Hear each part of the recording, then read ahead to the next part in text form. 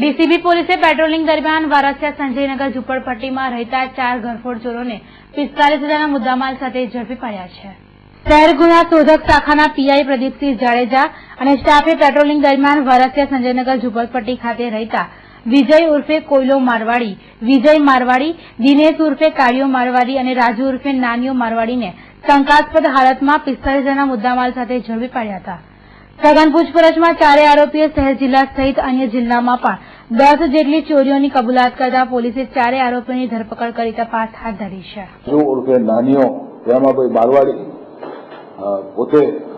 ધર્માદાના ખંડફાળો ઉઘરાવવાના બહાને લોકો પાસે ઘરે ઘરે જે ફરતા હોય છે અને તેમાં લોકોની ભાવનાઓનો, સારી ભાવનાઓનો દુરુપયોગ કરી અને તેમને એક જણ વાતોમાં રાખી અને બીજો એમની નજર ચૂકવી ઘરમાંથી, ખુલ્લા ઘરમાંથી નાની મોટી પરચુરણ ચોરીઓ, મોબાઈલ, પછી સોનાની કડીઓ, બુટ્ટીઓ વગેરે એવી નાની નાની પરચુરણ ચોરીઓ ઘણી 10 આવી રીતે ચોરીઓ કરેલી છે। જે પૈકી વડોદરા શહેરમાં એક છાણી વિસ્તારમાં છે, બીજી ગોલ્ડન ચોકડી પાસે છે, પણ બાકીની બધી 5 હાલોલ વિસ્તારની છે, એક પાદરા વિસ્તારની, એક સાવલી વિસ્તારની અને એક વડોદરા તાલુકા એટલે અનગઢ પોલીસ અનગઢ ગામની છે। આવી ચોરીઓ કબૂલ કરી છે। પીએસઆઈ બારોટ અને તેની ટીમે આ ચારેયને હસ્તગત કરી એમની પાસેથી સોનાના દાગીના સાથે બુટ્ટીઓ અને વાળી, નાની મોટી વસ્તુઓ, મોબાઈલ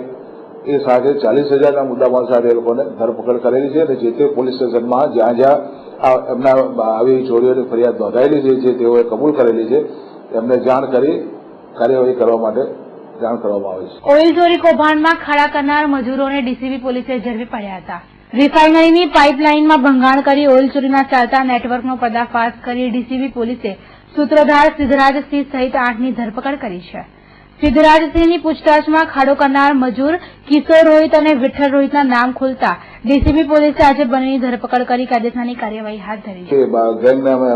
ટીમ વર્કથી પકડી પાડેલ છે અને અત્યારે હાલમાં સિદ્ધરાજસિંહ મુખ્ય સૂત્રધાર છે। સિદ્ધરાજસિંહ રમણસિંહ ગોહિલ જે અમારી પાસે રિમાન્ડ, પોલીસ રિમાન્ડ પર છે 5 દિવસના, એની વધુ પૂછપરછમાં જે ખરેખર ત્યાં પાઇપલાઇનનું કામ કરવામાં જે મજૂરો જે હતા એ મજૂરો પણ